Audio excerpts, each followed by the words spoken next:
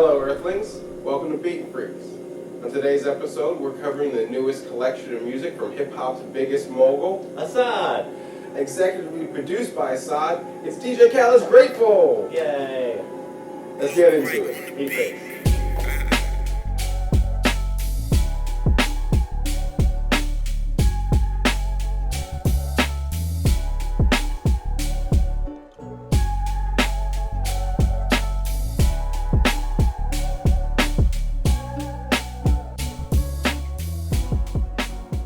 This is DJ Khaled's newest album, Grateful.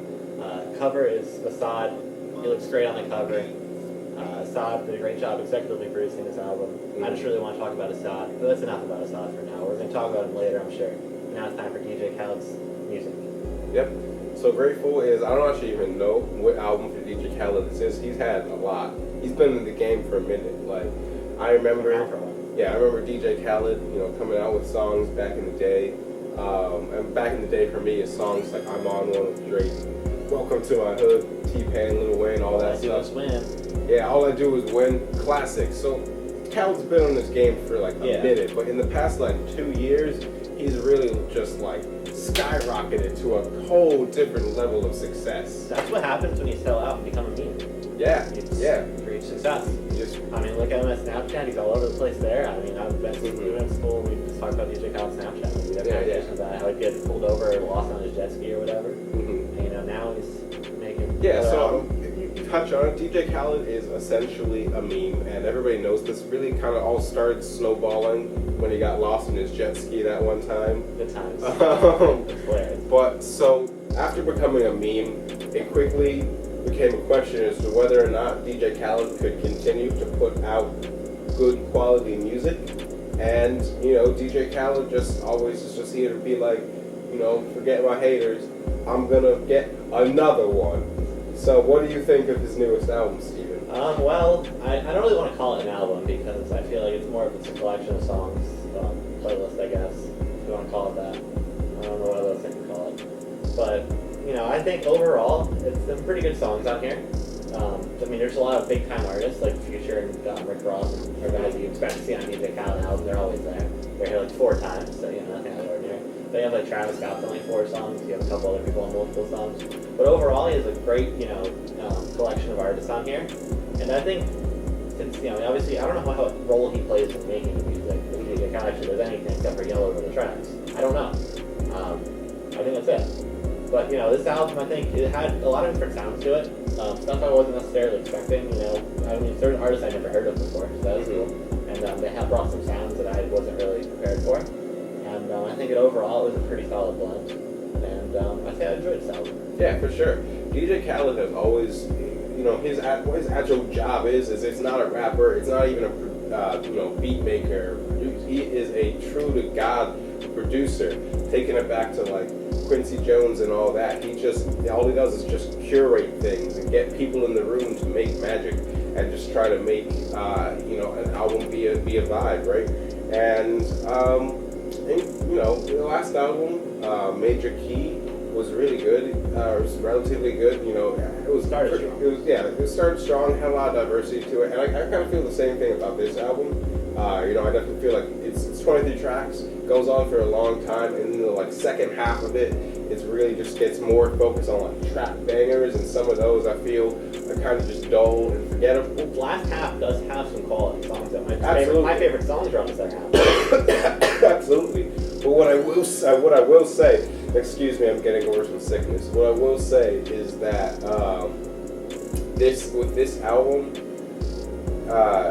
DJ Khaled, I feel, did put a little bit more thought into making it less of a collection of songs and more of an album. I definitely feel like it had themes going through specific sections of the album. It had flow, absolutely. And even down to the details, such as putting pretty much all his singles in one block in the album, 2 through 5, right at the beginning, and then having just everything else be fresh music. Yeah, I'm not sure how much I appreciate that because I think I prefer singles at the end. That way, I just kind of listen to all the new stuff first. Otherwise, I hear I'll be honest, I kind of skipped that Jay-Z Beyonce song when I listened to it because I heard it before and it's not the best song in the world. But from there, I'll listen to it straight through. Yeah. The intro's alright too. I listen to that, obviously. Yeah, no, the intro's But, pretty dope. I mean, I know I was hesitant at first when I saw it was going to be 23 songs. Of course, one of them is just, thanking Assad, had Assad giggling on it. So Yes, boy. So, Yes, boy. So it's only 22 songs, really. That's a 9-second track with this count. And then, of course, you have the song with Chance, which is essentially the same thing, just praising Assad. Where your ears, where your nose, where your mouth, where your eyes at. A, B, C, D, E, F, G. Who do we have Chance doing now? Let's be honest though, that was awesome. It was. And it was. just to take a little side note here, obviously the biggest thing in DJ Khaled's life in the past year has been Assad. We've seen him all over his Snapchat, all over his Instagram, all over the album artwork for the singles of this album. All over the album cover. All over the album cover. Assad has just taken everything in this universe and sucked it in like a black hole and made it all about himself. Assad is so selfish. Assad is so selfish. I get this now. No, I'm kidding. I love Assad. He's an adorable I man. tried to get my pitchfork. But like, shush boy. But no, for real. Like leading up to this album, I questioned DJ Khaled's relationship with Assad. The ethics of it, the morality of just putting this newborn baby with no choice, plastering him all over the place, and basically using him as free marketing for your stuff. Listening to this album, listening to some of the vibes of this album, and especially that song with Chance, it became a lot clearer that this was meant more as just to be a snapshot of DJ Khaled's life and a true love letter to his newborn son than any promotional tactic. And so that was kind of reassuring. Yeah, see, what I see... Project. What I see with that is it's not anything different than like normal parenting parents like posting their babies all over like Facebook and social media and stuff like that. Like you see a lot of new parents, they always just post stuff for their baby and they can't get enough of their baby. It's kind of similar, just DJ Khaled's so famous that like it looks like it's marketing. I feel like, yeah, and that maybe a part of it is sure, but like I mean, obviously he's just posting stuff on his Snapchat, and Instagram like any other parent would do, and just happens that millions of people follow him on these things and they see it. So. Mm-hmm. Well, I mean, I think the other thing is that he posts like 20 million times a day. He does. He just posts. He posts his whole music videos on Snapchat. Man, that's great. I don't have to go on YouTube. I can't stand watching a music video in 5 seconds at a time, though. Valid point. It's just like you got that little glitch. It's just like. Speaking of music videos, though, I don't know if you watched Wild Thoughts. That video was like top notch. The song too. What do you think of the song? I liked it a lot. I thought, of course, Rihanna was great on it. I thought Tiller was great on it as well. I think they kind of just like worked together really well. It's kind of slow, it's pretty similar, so I like it. They sound good. They contrasted each other really well. I like how Rihanna mentioned a 68 Jet, but I didn't know she knew about 68 Jet. Yeah, it's pretty funny. So on topic of tracks, what are your favorite tracks? Okay, we're gonna just check out the track list real quick. That's the great thing about DJ Khaled albums, no matter, you always know going into it that there's gonna be some songs that are just fire and that you love. So, a few of my favorite tracks, just reading off the track list. Shining with Beyonce and Jay-Z, I think that was probably the best single, definitely the grooviest. On Everything with Travis Scott, who was it, Big Sean, Rick Ross, that song was really dope. The Nas song was cool. Nobody with Alicia Keys and Nicki Minaj, that was another standout for me. That was awesome. And those were really the ones that I loved. There were some good other ones, Major Bag Alert was kind of fun. I Loved You So Much was a fun one. But yeah, I mean, those ones, really nobody was a standout for me. I really thought Alicia killed it, and the Nicki verses on it were just pretty dope. Yeah. Looking at me, Wild Thoughts, the first one. Just going through the track list here. That's one I like. It's Secured, another good one I like. It's Secured. I just can't get stuck in my head. What else we got here? We got Good Man, Pusha T, and Jadakiss, probably my favorite song from the track. That was good. Pusha had 2 good verses, Jadakiss had a good verse. They just work well together. I thought it was a good track. Mm-hmm. One that surprised me I liked a lot was the interlude by Belly. Yeah. I thought Belly, I've heard some of the stuff. His song The Weeknd was pretty popular. Okay. It's popular. And I thought he just did a great job with that track. It's really short, which I wanted more of, but it was just really awesome sounding. And the other one was Pull a Caper with Kodak Black featuring.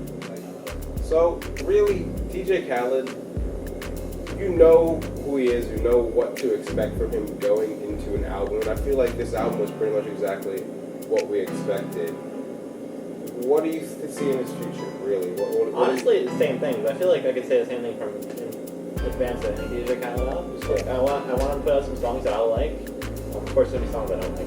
Because there's so many a big collection of artists. So there's gonna be artists I just don't mess with, Mm-hmm. So just continue getting big names and putting them all together and getting these like dream combinations that fans look at like, wow, I didn't know I wanted this to come out. That's like the best thing is when you see the track list come out, you're like, oh, we have this combo. I'm looking forward to this. So it gives you something to be hyped up about and something to look forward to. How long do you feel DJ Khaled's longevity is?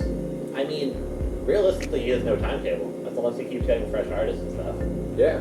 I mean, I don't see why he'd run out of like just being able to keep doing what he's doing. I mean, true. When you think about back in the day, you see a bunch of stuff with like Akon and Yeah, of course he's played out now. I mean, eventually Rick Ross will be played out, but like eventually move on, new artists come out. So there's like a couple people from Kodak. I'm sure he'll get more of these new artists out there and these albums, and he'll continue to do what he's doing. Yeah. So this is the the ascension of DJ Khaled. We're on his way to his pinnacle. Right now, he's grateful. Just wait till Assad's like 4 years old producing stuff. It's gonna be insane. Oh yeah, Assad just pass the torch. Yeah. The Khaled name will live on forever in music. Oh yeah. Yeah, Assad Khaled, DJ Assad. I can't wait. DJ Assad. In like 20 years, we're gonna get the first Assad album. It's gonna be a banger, I bet. Oh yeah. And when that drops, we'll review it. That's right. Here on Beat Freaks. Beat Freaks.